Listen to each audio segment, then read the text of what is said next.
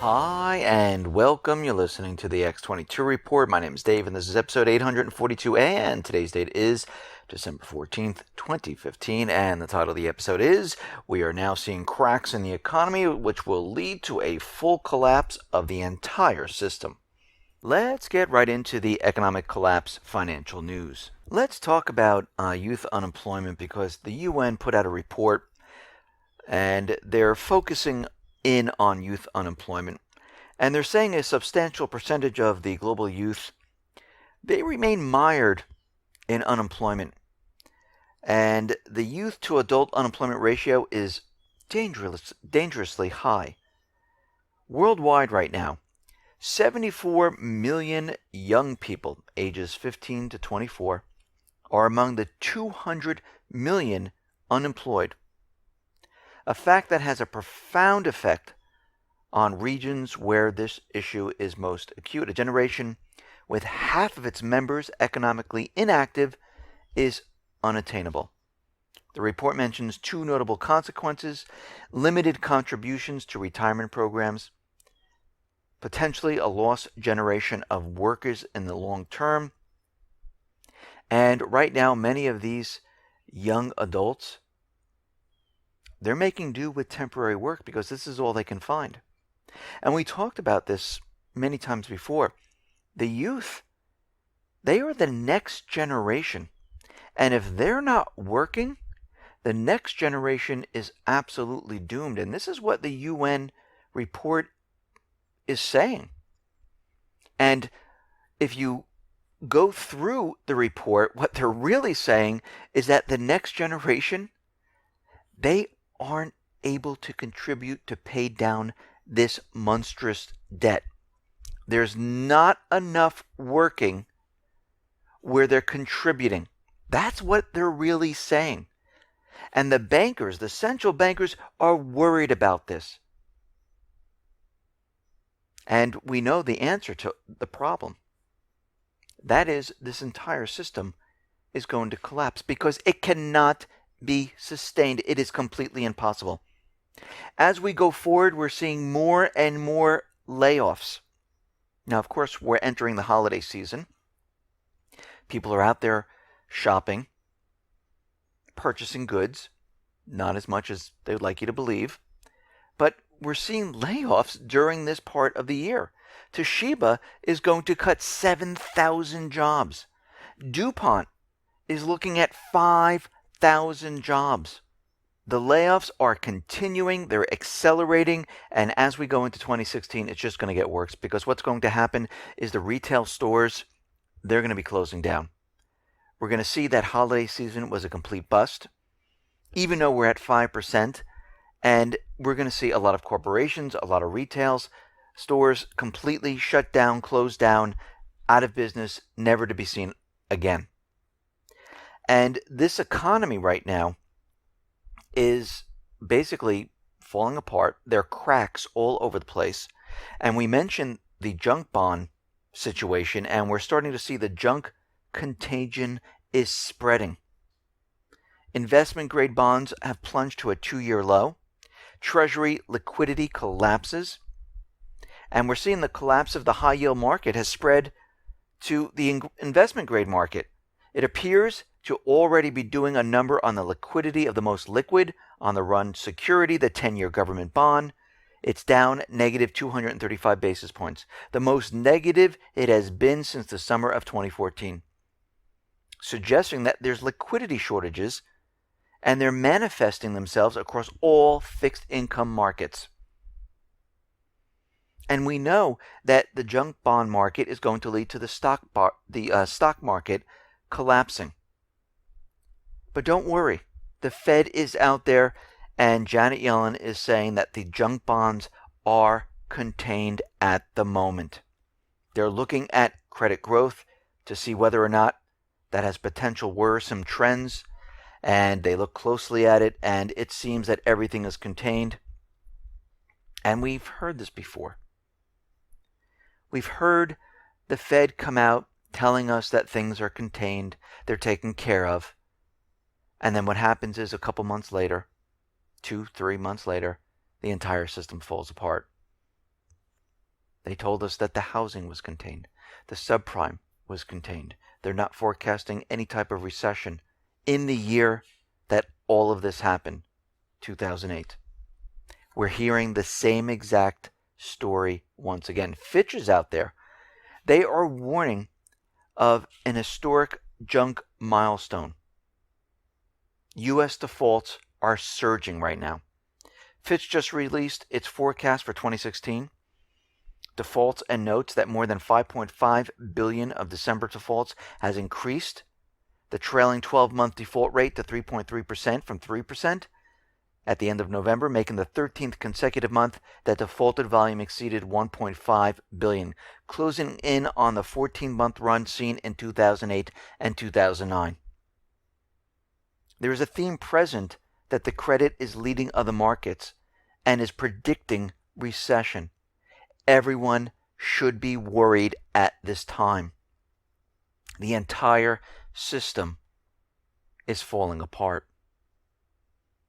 We see the Baltic Dry Index has dropped once again. We're at 508.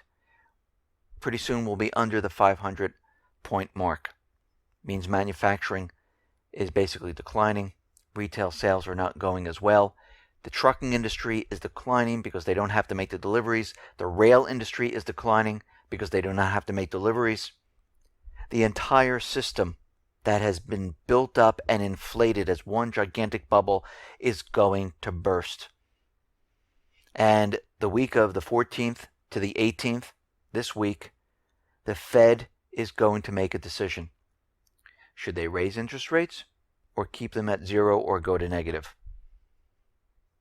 And we can see right now that this week is going to shape up to be an absolutely critical week for global stocks. Coming into December, more than half of the 93 largest stock market indexes to the world were down more than 10% year to date. The last week, stocks really started to slide all over the world. Here in the United States, the Dow Jones Industrial Average is down about 600 points or so. And at this point, it is down more than 1,000 points from the peak of the market. So what does the Fed do? Do they leave them at 0%, maybe go to negative? Well, if they do that, guess what? The world will look at the Fed. They will lose credibility. After 7 years, unemployment approaching full recovery, telling us that the economy has recovered, they're leaving the interest rates at zero or going negative, which shows the economy really hasn't improved whatsoever. Or do they have the event ready to go? If they do, they will raise the interest rates. Now, they can do this in two different ways. They can raise it by a small percentage point. This will signal everyone that, okay, the event is ready to go. They're ready to bring down the economy. And they need to show the world first that everything they've done worked. And when they do this, they can say, see, we raised the interest rates, everything is fine, the system did not collapse. We're going to raise them once again. And now during this period of raising the interest rates, this is when they will bring down the economy. Or they might have the event all ready to go. They might already they might already have the green light, and they might just go all out and say, okay, we're going 0.5%. And as they're doing this, the event occurs. So we're going to have to watch this situation very, very carefully. But a perfect storm at this point is brewing. And this week could potentially be one of the most chaotic that we've seen in a very long time. So we're going to have to watch the Fed and see where this goes. China right now, the ICBC, is going to open up a clearing bank in Russia to boost the yuan-ruble trade. So we're seeing the world's largest bank by assets and market cap, China's ICBC, is planning to open up this trade settlement in Russia. And basically, they're going to be doing trade for about $1 billion right now. And we can see that everything at this point is shifting from the west to the east. The United States government, central bankers, they're getting very nervous about what is going on here. And they're trying to push war across the globe. And at this point, everyone should be thinking to themselves, okay, how long can this economy stay operational? I mean, we've had 7 years now. We're going into 2016. This will be the 8th year. Can the central bankers who have inflated the auto loan bubble, the treasury bond bubble, the stock market bubble, the student loan bubble, the housing bubble, you name it, this is a central bank economy. The people are on the sideline. How much longer can they do this before the entire thing comes crumbling down? I don't think much longer. I think we're at the end game here. And at this point, everyone should have been preparing, getting as much food as they possibly could, getting water, medical supplies, toiletries, a weapon, having gold and silver on hand, currency.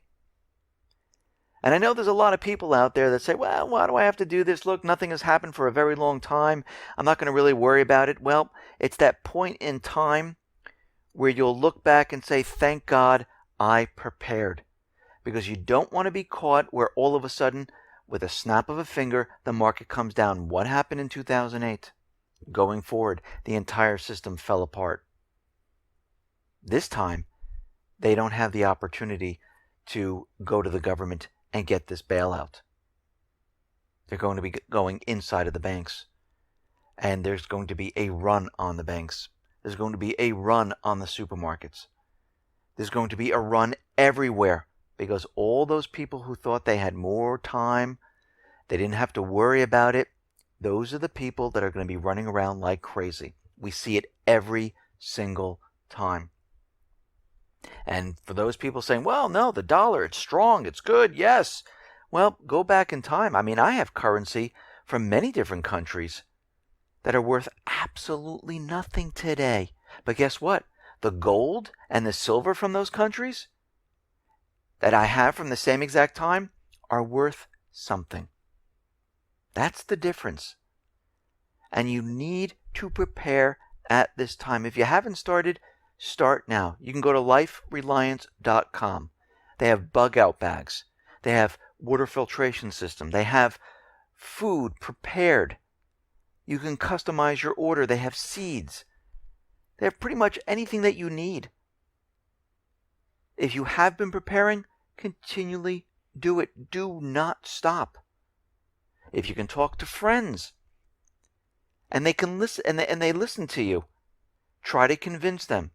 And I know a lot of people, when you try to talk to them, their minds are closed. And I was in sales many, many years ago. My sales manager said something to me that kind of stuck with me, that your mind is like a parachute. If it's not open, it doesn't work. And sometimes with certain people, you have to start out slow. You have to bring in some information, not too heavy, not to scare them, but to get them to think. And when this whole entire thing goes down, we're going to have to stick together. Now, yes, there's going to be pockets of people that are going to be out for themselves. They're going to be looking for supplies. They're going to be looking for weapons. And this is why you need to protect yourself. And this is why you need a weapon to protect yourself. Because the police and everything else, they're not going to be helpful whatsoever.